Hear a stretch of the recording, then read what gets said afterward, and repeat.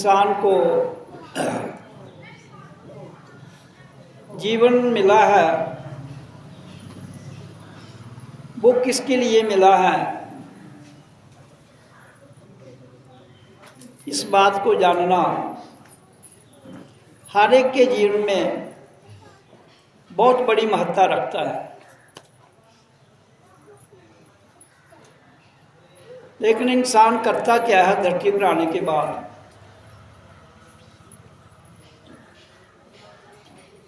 इस महान महत्ता को जिसमें उसने अपने आप को जानना है, उसकी ओर ध्यान कम देता है, और जिसको नहीं जानना है, खाली मानना है और मानकर चलना है, उस पर ज़्यादा ध्यान देता है। हमारे जीवन में मान्यताएं इतनी हैं, हमारे जीवन में प्रथाएं इतनी हैं,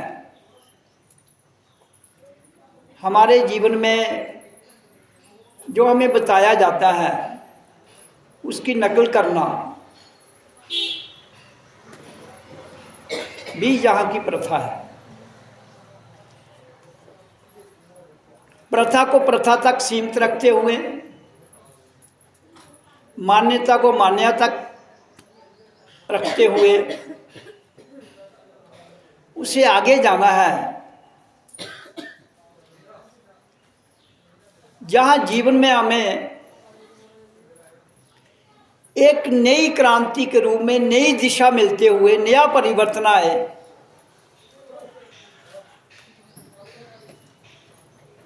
उसी को सत्संग कहते हैं। सत्संग का अर्थ है अतीत और भविष्य। अतीत जो गुजर चुका, भविष्य जिसने आना है अभी। पूरा संसार इसी में उलझा हुआ है। अतीत मन है, भविष्य बुद्धि है, कल्पना है, संकल्प है। और इंसान इसी परिस्थिति में रहता हुआ अपना जीवन गुजार कर, अपना व्यवसाय हो, उसका कारोबार हो, या संसार की मान्यताएं हो, उसी में स्थिर करता हुआ कहते हैं यही सत्संग है, यही भगवान है, यही ईश्वर है, को मान के वो चला जाता है। जिसमें आपके तथाकथित धर्म गुरुओं की मान्यता भी यही है, और जो तथाकथित भगवान आपको बताए गए हैं, आपकी मान्यता वहां तक टिकी हुई है। लेकिन ऐसा नहीं है। सच क्या है? सत्संग का अर्थ है सच। तो सत्य है क्या? अतीत और भविष्य, मन, बुद्धि, कल्पना के बीच में एक जीवन है आपका। अतीत और भविष्य में जीवन है वर्तमान, जिसको हम कहते हैं। और जब हम अतीत और भविष्य को जब तक हम नहीं छोड़ते हैं, वर्तमान में ठहरकर हम कार्य नहीं करते हैं, तो आपके द्वारा किया हुआ कारण अतीत में, भविष्य में, कल्पनाओं में, मान्यताओं में जैसे आपको सिखाया गया है उसी में ध्वस्त हो जाएगा।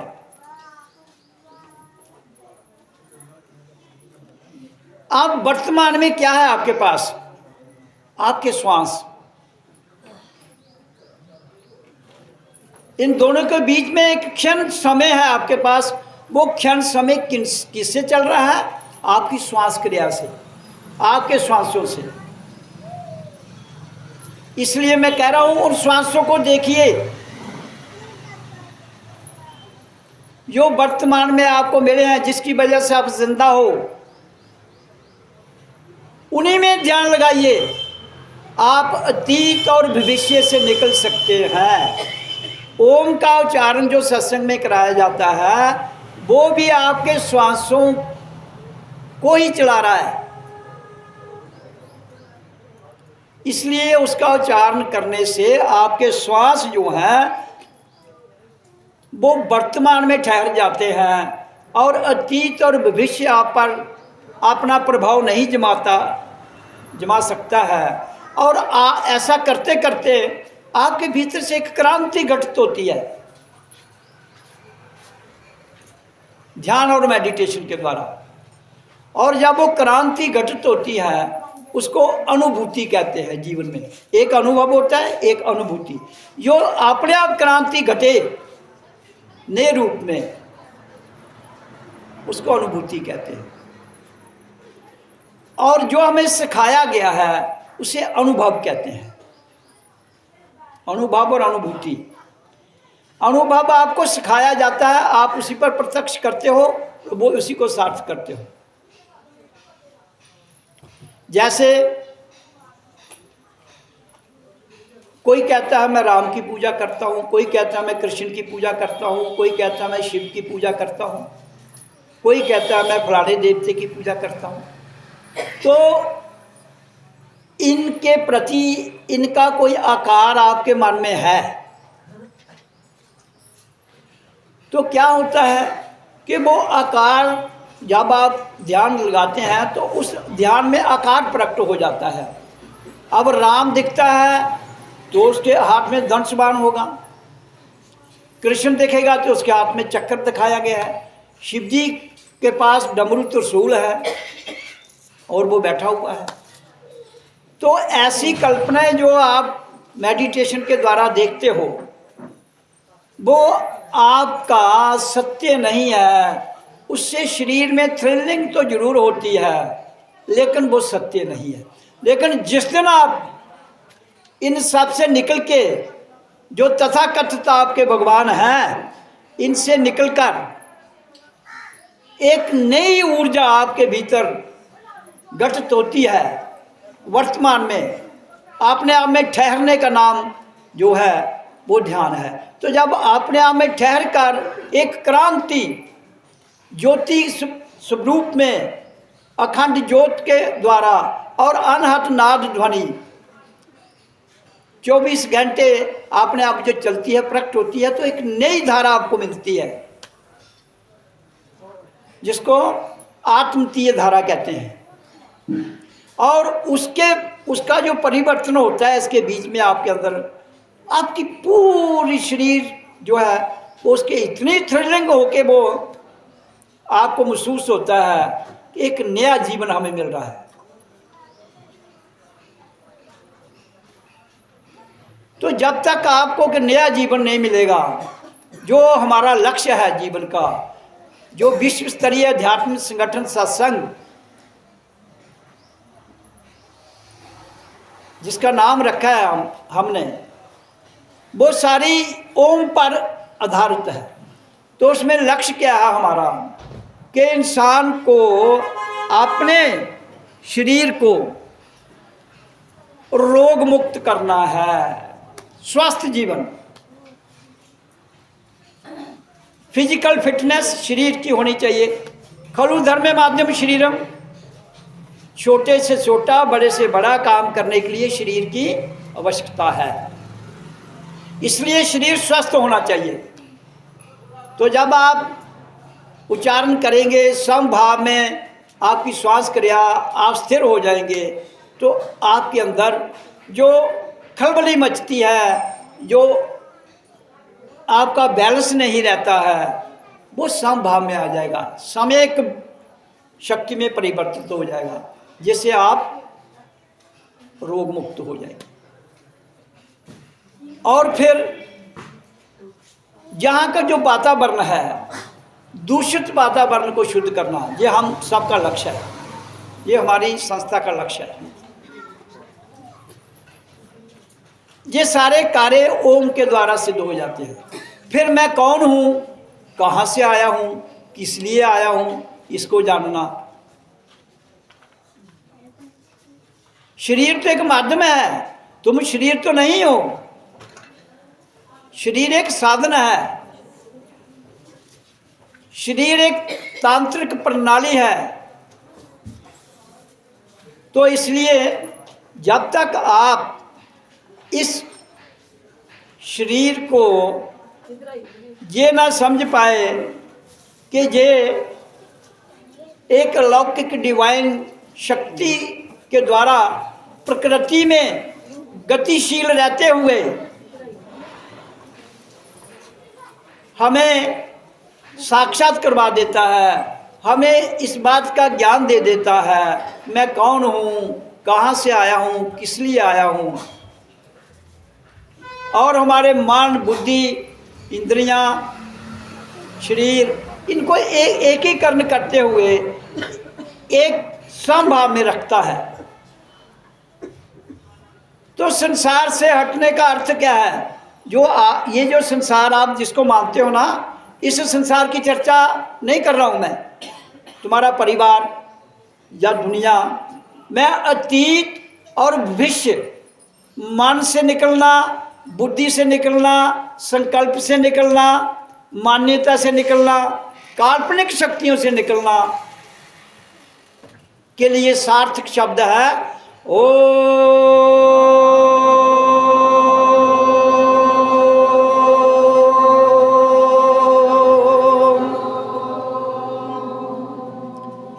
यही एक नाम है, यही एक ध्वनि है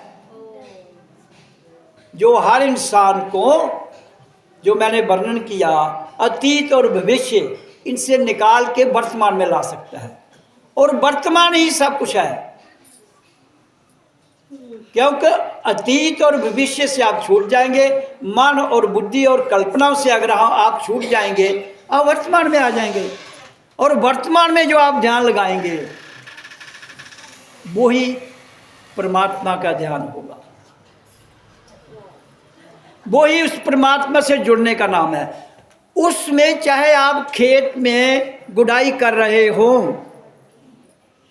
उस समय आप बात कर रहे हो, आप चल रहे हो, तो आपका ध्यान जब आप खेत में काम कर रहे हो उधर होना चाहिए, जब चल रहे हो तो उधर होना चाहिए। तो लेकिन ये संभव तभी होगा जब आप श्वासों को स्थिर कर लेंगे।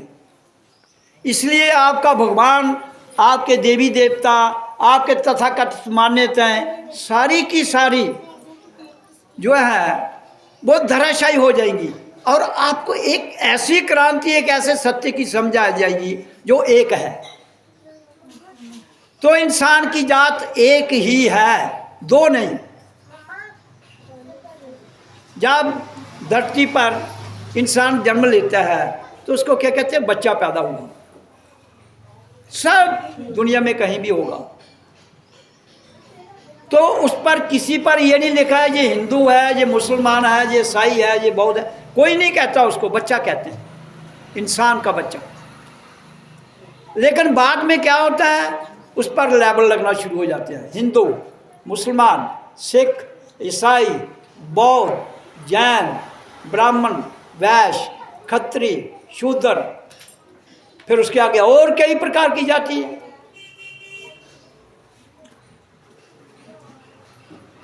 तो जिसने धरती की रचना की उसने कोई लेबल नहीं लगाया, आपको किसने अधिकार दे दिया लेबल लगाने का? मुझे ये बताइए बस। मैं धर्म के ठेकेदारों से सिर्फ इतना ही पूछना चाहता हूं, आपको किसने ये ताकत दी कि लेबल लगाओ इस पर? किसी ने नहीं। सिर्फ अपने स्वार्थ के लिए लोगों को भ्रमित करते हुए, लोगों के भीतर डर और वहम पैदा करते हुए ये लेबल लगा दिए और उनको सीमित कर लिया।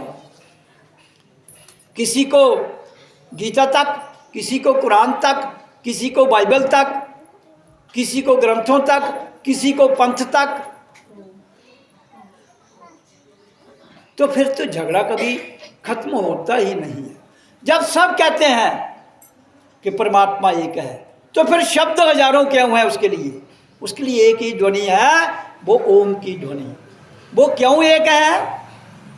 वो मूल है इंसान का। जब हम पैदा हुए थे उसी ध्वनि के द्वारा हमें जीवन मिला। अब सब कहते हो भगवान ने जीवन दिया है, तो फिर भगवान कौन हुआ? शब्द ओम। और संसार गतिशील किसके द्वारा है? ओम की ध्वनि के द्वारा। तो फिर जो जहां आपके कार्यक्रम है वो उसी से चलने चाहिए। और अंत में किस में मिलना है? ओम की ध्वनि में। तो मूल, मध्य और अंत एक ही ध्वनि है जो सबकी मालिक है। सबका मालिक एक। ओम सतगुरुवे नमः। तो एक की परिभाषा, एक सत्य समझ आ जाएगी तो जीवन सफल हो जाएगा। इसलिए आप एक को ही कीजिए। जब तक एक नहीं करोगे और जिसको भी साधोगे वो अधोगति में ले जाएगा आपको।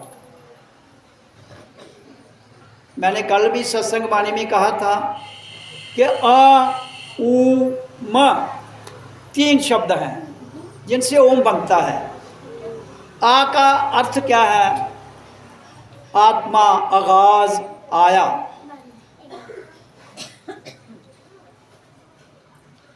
तो ऊ सेंटर में है, आ आगाज, म एंड के बीच में ऊ, जिसमें आपका जीवन है। तो कहता है ऊ के साथ प्योरिटी है, प्योरिटी, कोई इसमें मिलावट नहीं है। आ में भी मिलावट नहीं है, लेकिन उसकी ध्वनि प्रकृति में घूमती है। ऊ की ध्वनि जो है वो प्रकृति में घूमती हुई, इसको चीरते हुए अंततः उस परमात्मा की अलौकिक शक्ति से जुड़ जाती है। और माँ का अर्थ है माया, जिसका अंत हो जाता है, शरीर। माँ का अर्थ है माया।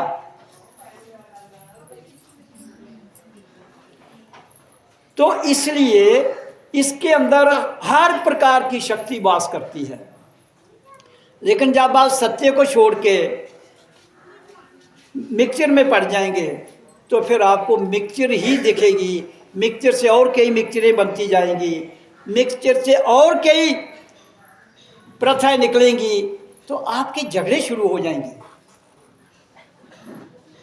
और फिर वो झगड़े खत्म नहीं होते हैं। हिंदू मुसलमान का फसाद, सिखों का और फसाद, ईसाइयों का, जितने संसार में धर्म है, जितनी जातियां हैं,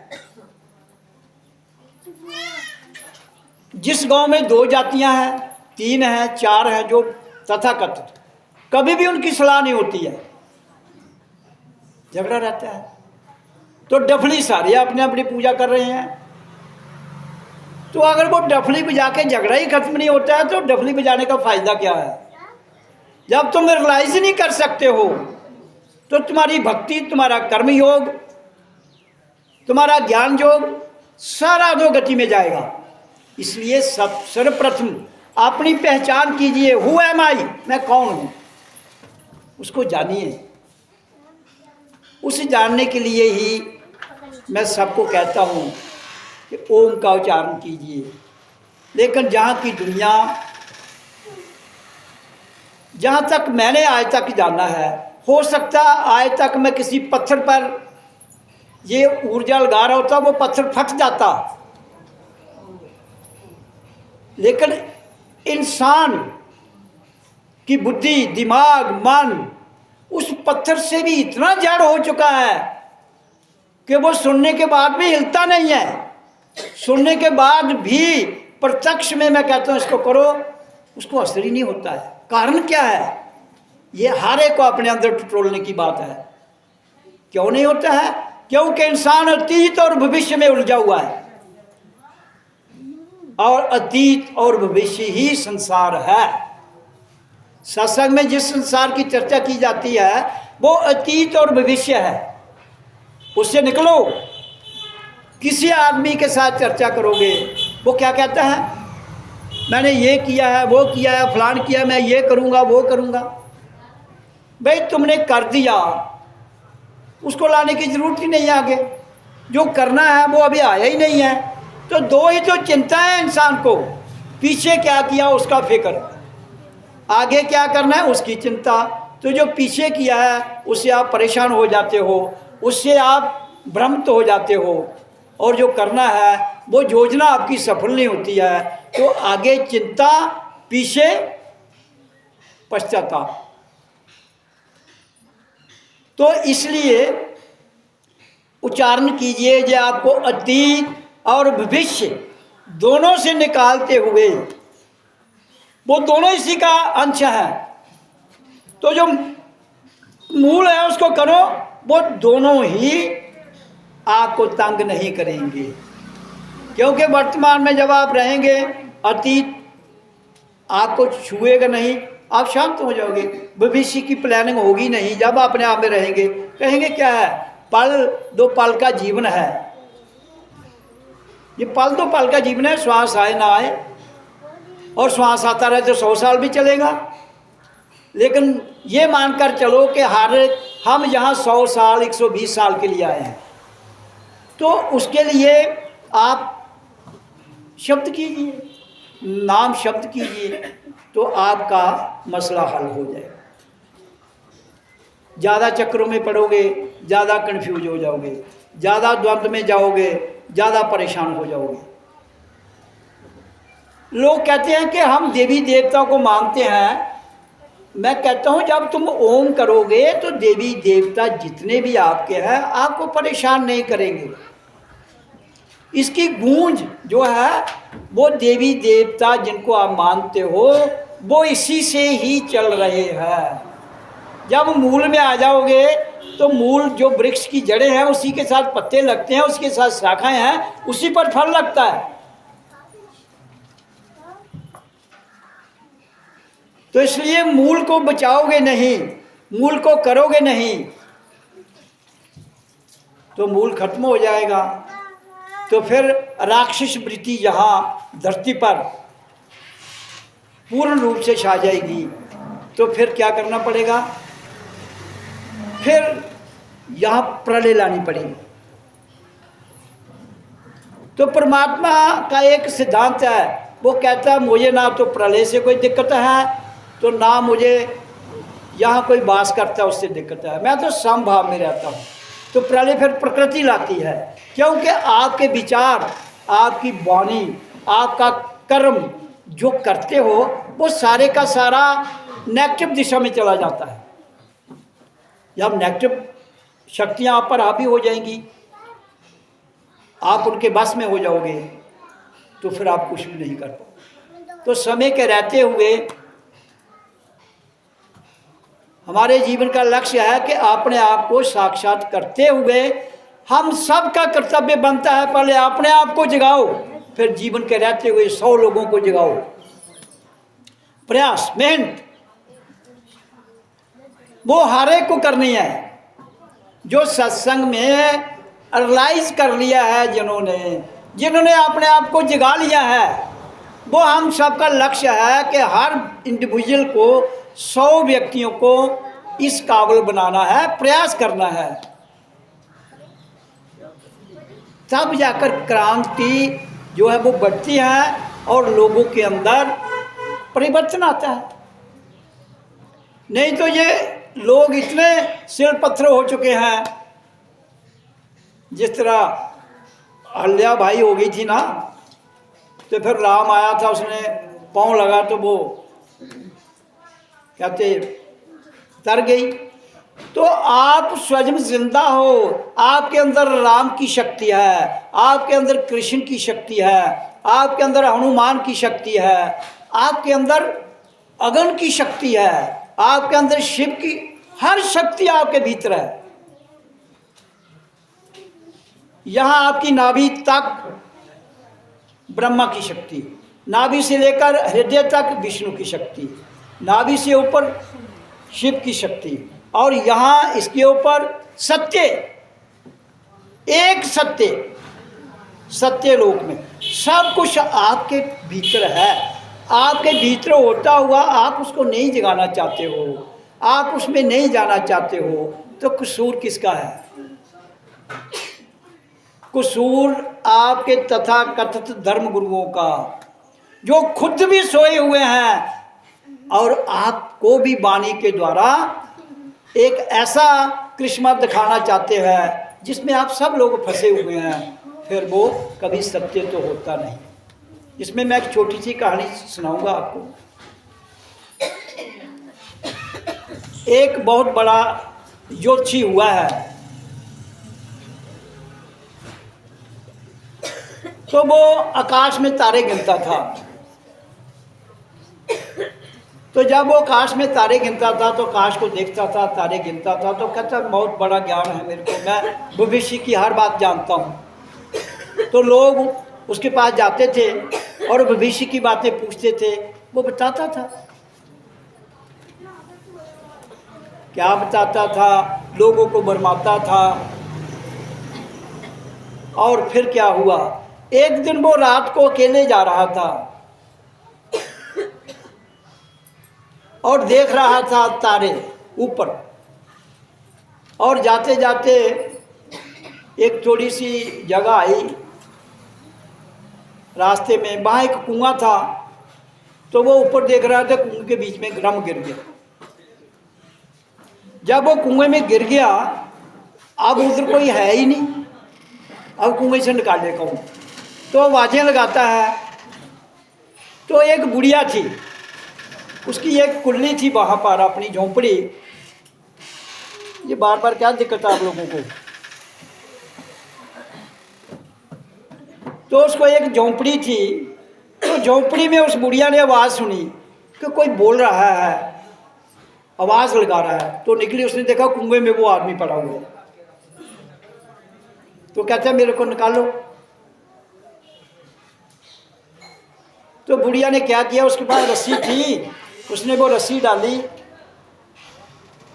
उसमें, तो उसको रस्सी के सहारे बाहर निकाल दिया उसको।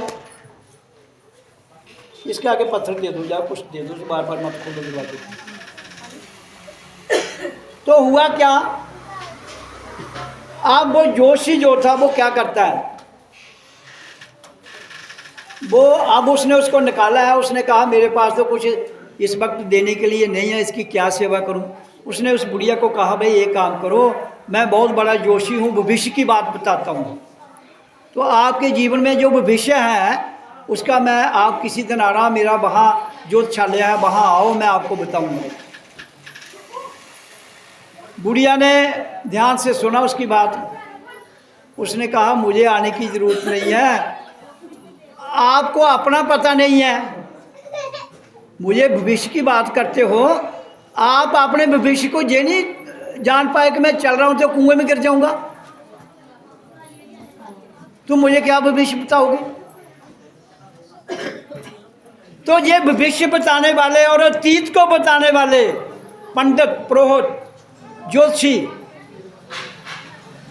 इनको चोट तो बहुत लगती है मेरी वाणी से, लेकिन मेरी वाणी सत्य है।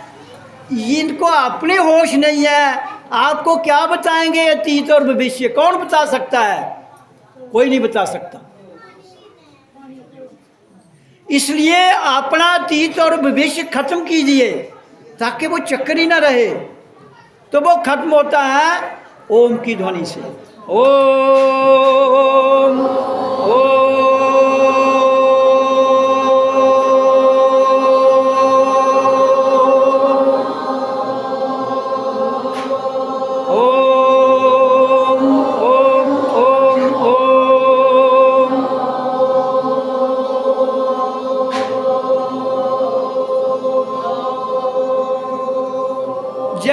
ध्वनि है जो अतीत और भविष्य को मलियामेट कर सकती है और आपको वर्तमान में साक्षात रूप में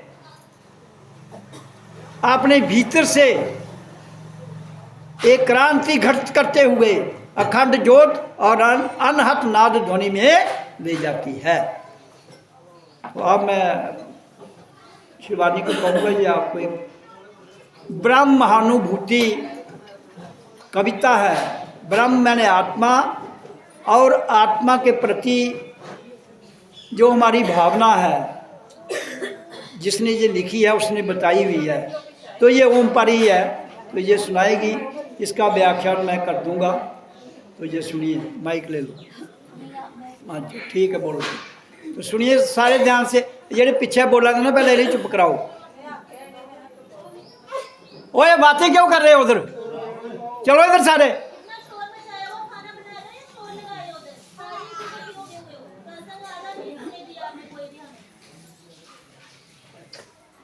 चलो उधर आओ, इधर चुप करी रोटी बनाओ।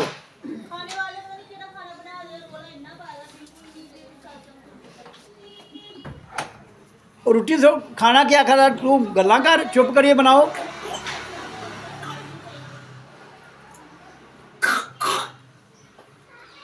हाँ जो बनाना है शांत भाव से बनाओ भाई।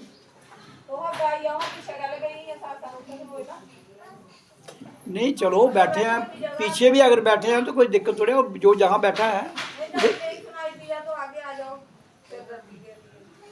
नहीं और भी तो लोग बैठे हैं ना, वो नहीं बोलेंगे तो अलग बात है, लेकिन वो अगर थोड़ी देर रुक जाए कोई फर्क थोड़ी है।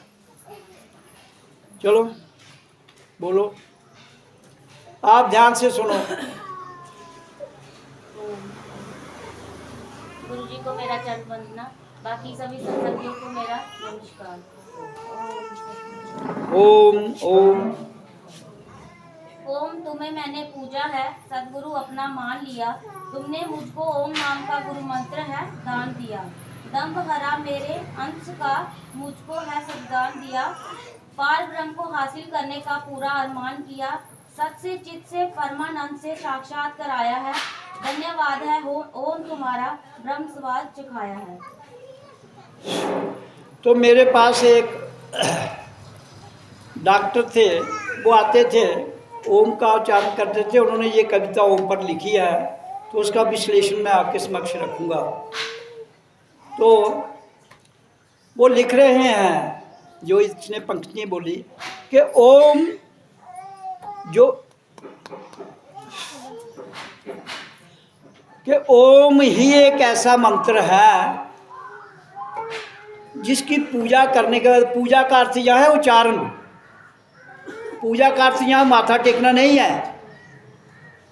कहता है जब हम तेरा उच्चारण किया तो तूने मेरे अंदर एक ज्ञान साक्षात्कार जिसकी चर्चा की, वो इससे आ गया और मैं उस ब्रह्म ज्ञान में चला गया।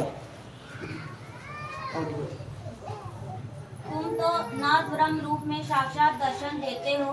अंतःकरण से अंधकार को पल भर में हर लेते हो। परम तत्व को समझाते हो, हमें दिलासा देते हो।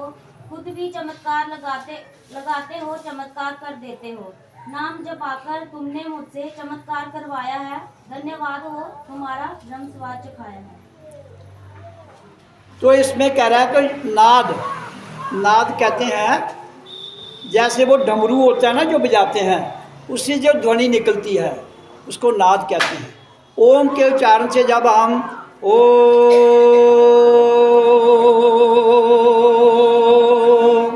ये करते हैं ना, इसको नाद कहते हैं।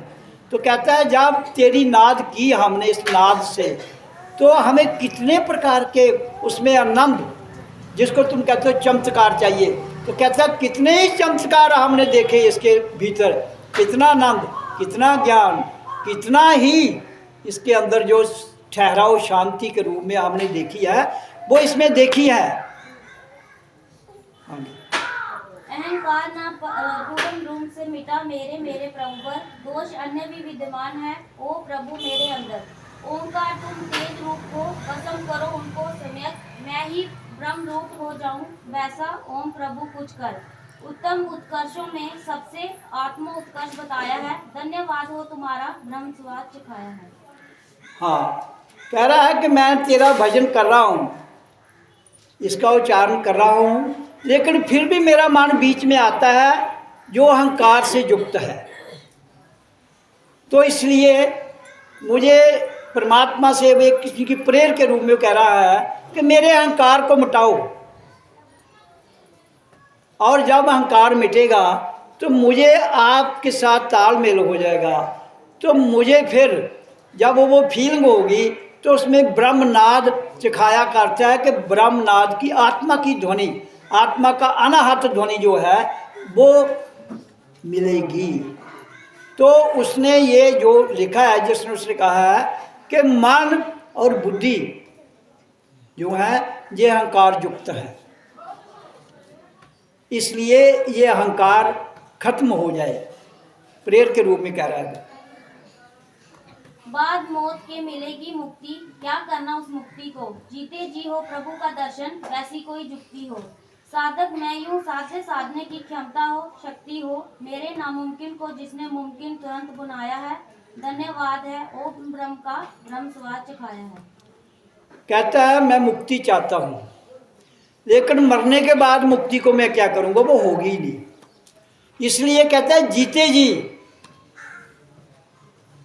जो है, जीते जी मुझे तेरे नाम से जुड़कर वो मुक्ति मिले, तब आनंद आता है। आत्म तत्व बताया क्या है, आत्म बोध कराया है, मैं विशुद्ध परमात्मा हूँ जिसने ये समझाया है। अंधकार अज्ञान मिटाकर ज्ञान का दीप जलाया है, अविवेकी बुद्धि से जिसने माया जाल हटाया है। तत्वमसी का तत्व बताया है, वेदांत पढ़ाया है। धन्यवाद है ओम ब्रह्म का ब्रह्म स्वाद सिखाया है। कह रहा है तत्वमसी,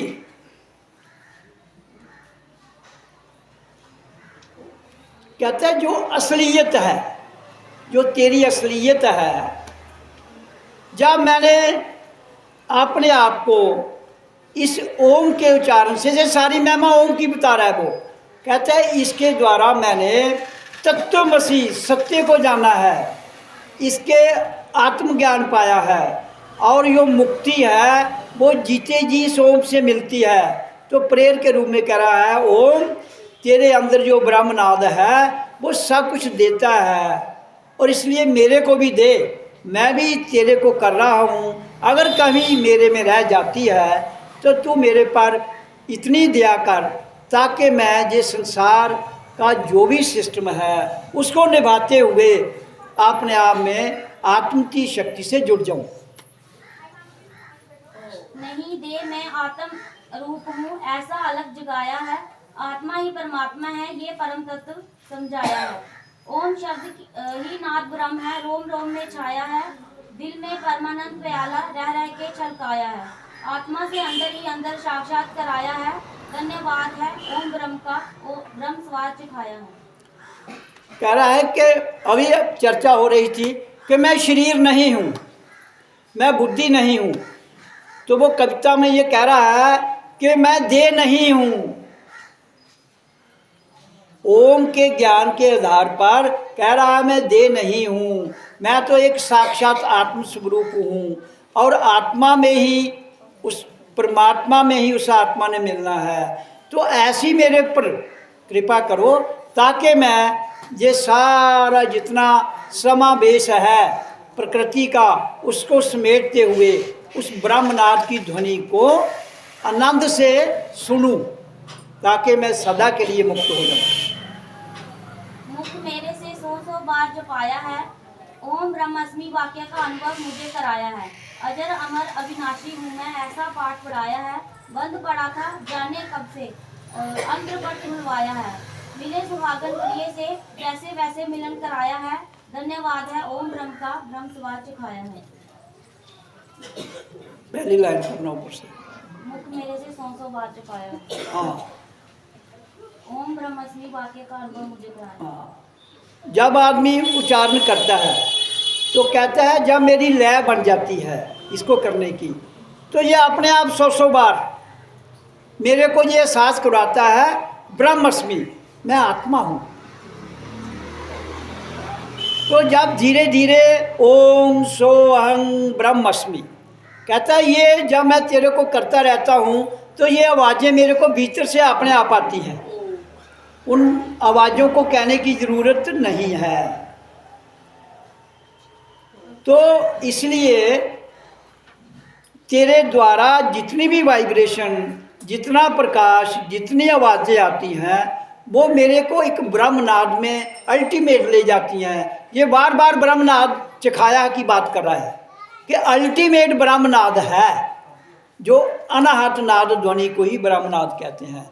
तो कहता तू सबका भीतर, मैं मनुष्य नहीं हूँ, मैं देह नहीं हूँ, मैं इंद्रियां नहीं हूँ, इन सब से निकालते हुए मान नहीं बुद्धि हूँ। तो जब मुझे जो ब्रह्म स्वरूप आत्मा का जो स्वरूप है उसकी जो ध्वनि का आनंद आता है तो उसका मैं वो चखाया का मतलब उसका मैं आनंद लेता हूँ। अब डोगरी का लफ्ज है चखाया, तो आदमी जब फलानी चीज़ चाखे का क्या टेस्ट है, तो आखा है इस शब्द में वो आनंद है, इसका वो स्वाद है जिसका मैं बयान नहीं कर सकता। आत्मा है सर्व अंतर्यामी, सर्वज्ञ कहलाता है, सर्व काल से सर्वशक्तिमत सर्व व्यापक होता है। याचक यानी मूर्ख ज्ञानी में सम रूप में रहता है, मुख्यमंत्री में चपरासी में एक आत्मा होता है, ईश्वर में भी वही आत्मा है, ऐसा बतलाया है। धन्यवाद हो ओम ब्रह्म का ब्रह्म स्वाद चखाया है। हाँ, अब जिसने ये कविता लिखी है वो ओम पर फिर कह रहा है कि ये अंतर्जामी है। ओम तू ही अंतर्जामी है, ओम तू ही हमारी हर चीज़ का देखभाल करता है, तू ही हमारे अंदर से हमारे अंदर शांति लाता है, तू ही हमारे अंदर हमारे भीतर ठहराव लाता है, तू ही हमारे अंदर अंतर्जामी के रूप में सर्वज्ञ अंतरात्मा और इसका जितना भी इस प्रकृति में और प्रकृति से परे जो सुगंध है, जो आनंद है, वो तूने मेरे को देते हुए फिर ब्रह्मनाद में स्थिर कर देता है जिसमें पूर्ण आनंद है।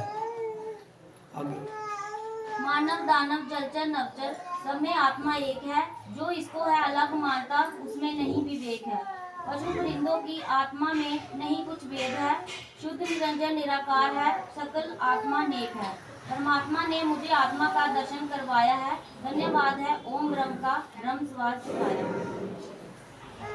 कह रहा है नवचर जलचर थलचर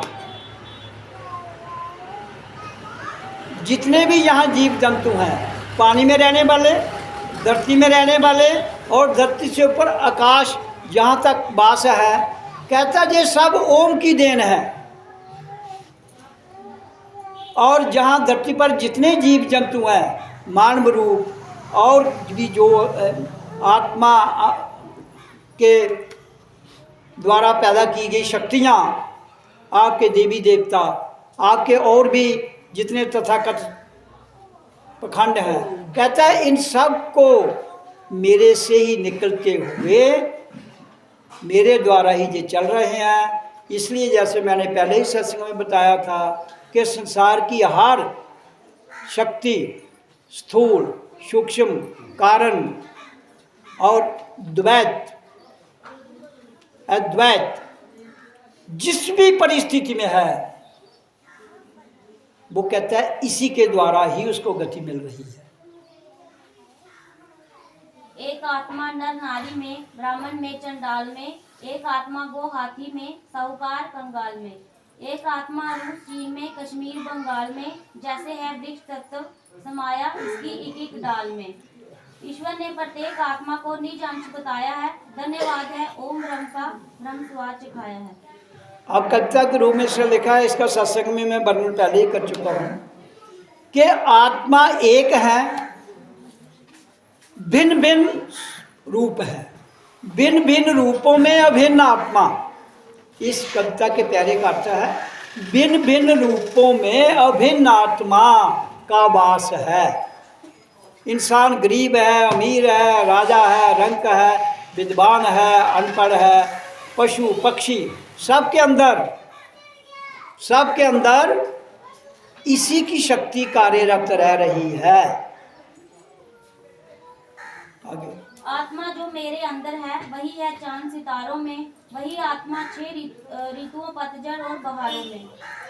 कहीं भी जाओ कभी भी जाओ आत्मा होता बिन नहीं, गगन पवन में एक आत्मा है, जल की बौछारों में, कंकड़ पत्थर में, पहाड़ों में एक आत्मा बतलाया है। धन्यवाद हो ओम ब्रह्म का ब्रह्म स्वाद चखाया है। प्रकृति में 6 ऋतुएं हैं, धरती सूरज चांद, कहता है जितने भी ये हैं ये सब मेरी वजह से चल रहे हैं। 6 ऋतुएं मेरी वजह से हैं, मौसम मेरी वजह से है, धूप छाँव मेरी वजह से है, सूरज चांद सितारे मेरी वजह से है। तो पूरा पृथ्वी से लेकर ब्रह्मांड तक ये ओम की ध्वनि गूंज रही है। इसलिए आप सबको, इसलिए मैं आपके दिमाग से ये फतूर निकालना चाहता हूँ कि यही सत्य है, एकम सत्य। आगे, एक आत्मा जड़ चेतन में, वृक्षों में, बस्ती में, एक आत्मा पत्थर कंकर में, लोहे में रहती है। एक आत्मा कल कल करती नदियों में बहती है, महल मीनारों झोपड़ियों में वही आत्मा रहती है।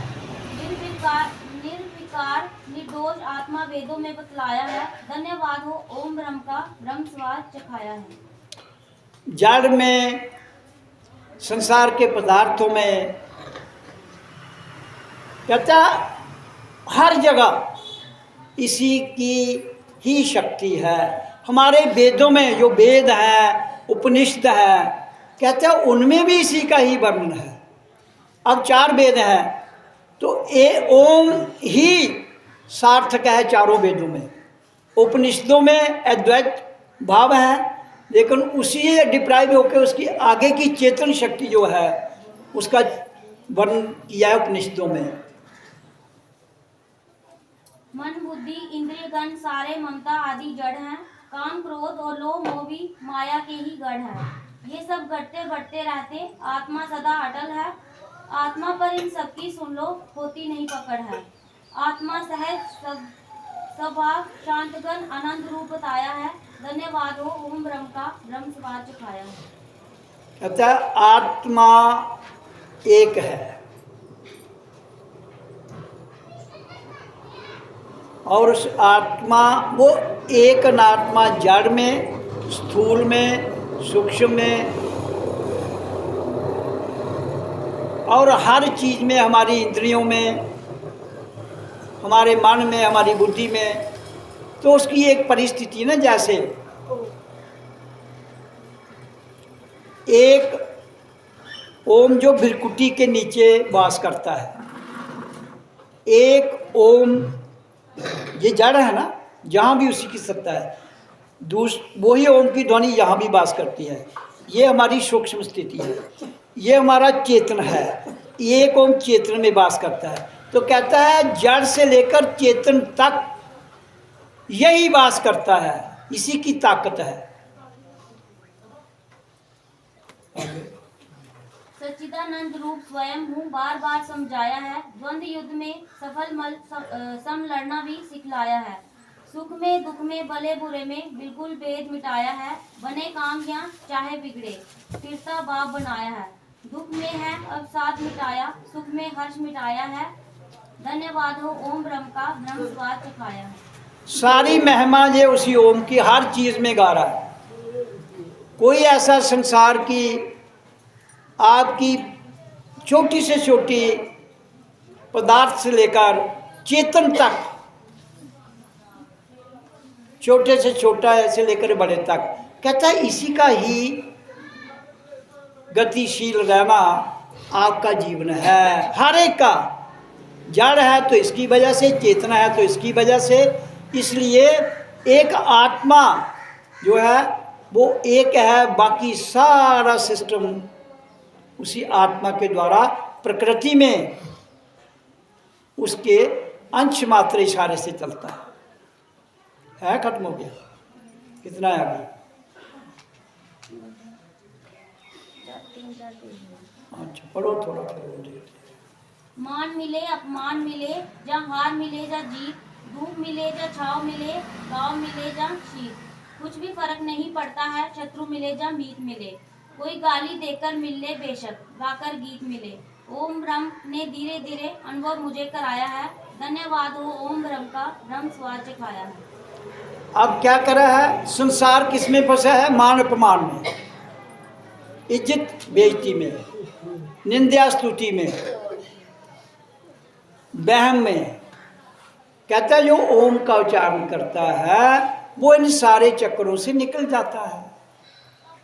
वहम से निकल जाता है, मान अपमान से निकल जाता है, कोई गाली मिलता है, कोई दुश्मन मिलता है, कोई मीत मिलता है, तो कहता है उससे उसको फर्क ही नहीं पड़ता है। तो जब फर्क नहीं पड़ता है, तो जब आपको किसी चीज़ से फर्क नहीं पड़ेगा, आप अपने आप में रहेंगे, तो आप कभी भी दुखी नहीं पड़ेंगे। दुखी तब पड़ते हो जब किसी की बात आपको छू जाती है, कोई कुछ कह रहा है, जब आप किसी बात का ध्यान नहीं देते हो तो आपको असर नहीं होता है। जब आप किसी की बात का ध्यान देते हो आपको दिक्कत होती है।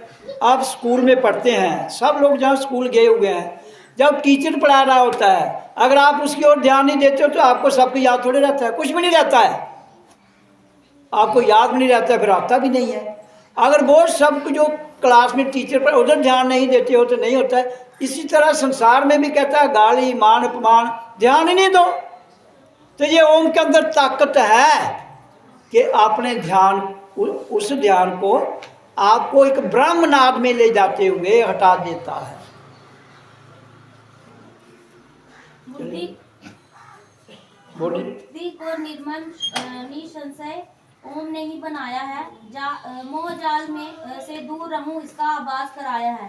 पल पल छिन छिन ओम ब्रह्म ने सो मुझे बनाया है। ब्रह्मस्मि की मस्ती में शाश्वत रहना सिखलाया है। मैं आत्मा हूँ, देह नहीं हूँ, ये एहसास कराया है। धन्यवाद हो ओम ब्रह्म का, ब्रह्म स्वाद सिखाया है। तो दुनिया में हमारी इंद्रियों के विषय हैं काम, क्रोध, लोभ, मोह, अहंकार। कहता है पूरी दुनिया इसमें उलझी हुई है, मोह में, क्रोध में, लोभ में। तो ओम का उच्चारण करने से ये सारे के सारे धराशायी हो जाते हैं, खत्म कुछ नहीं होता है। लेकिन आप पर प्रभाव नहीं कर पाएंगे, उतना ही प्रभाव करेंगे जितनी आपको आवश्यकता है। तो इसलिए हर चीज पर कंट्रोल करता है। ये पूरा व्याख्यान लिखा है और बिल्कुल ये सत्य बात है। इसलिए इस सत्य को जानकर एक ही भाव में रहना है, तब जाकर जीवन सफल हो जाता है।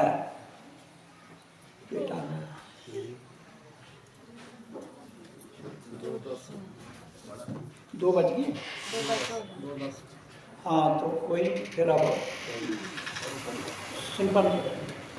तो इसलिए जितना आपको सुनाया गया है, मेरा हाल इतना पच जाए, इस बाकी पचे ना पचे, एक ही बात दिमाग में आ जाए, ओम करना है। बाकी जो सुना ये इतनी आसानी से आपने सुन लिया, समझ नहीं आई होगी। जहाँ तक मेरा बुद्धि चलती है, थोड़ी बहुत आई होगी। जो भजन करने वाले हैं रेगुलर, उनको तो आ गई है। तो इसलिए मैं सबको यही कहता हूँ, केवल मात्र ओम का उच्चारण कीजिए, केवल मात्र, और कुछ नहीं करना है। इसके अंदर ताकत है, आपके हर ऐप को छुड़ा देगा। इसके अंदर ताकत है, आपके हर रोग को मिटा देगा। इसके अंदर ताकत है, आपको कर्म योग सिखा देगा। इसके अंदर ताकत है, आपको भक्ति योग में ले जाएगा। इसके अंदर ताकत है, आपको ज्ञान योग में ले जाएगा। और अंततः इसके अंदर इतनी ताकत है कि ब्रह्मनाद जिसका जिक्र हुआ उसका स्वाद भी चिखा देगा। ओम ओम। तो समय और आप थोड़ा बैठिए आराम से। संत विजय जी हैं, ये भी आपको सत्संग की वाणी सुनाते हैं, ध्यान से सुनिए।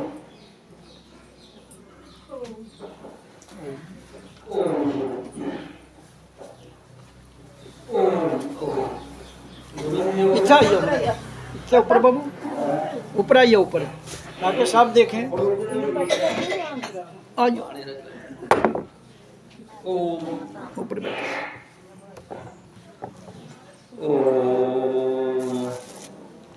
गुरु जी और हाँ, ये इनकी बात बड़े आराम से सुनिए। इन्होंने अपना जीवन दिया है इस शब्द पर और जाना है।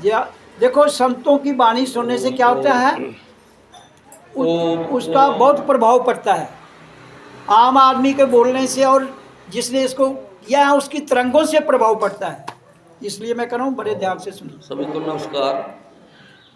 एक तो है कहानी सुनी देनी है कि जो तरिया सो अनपढ़ तरिया पढ़ेगा कोई करेगा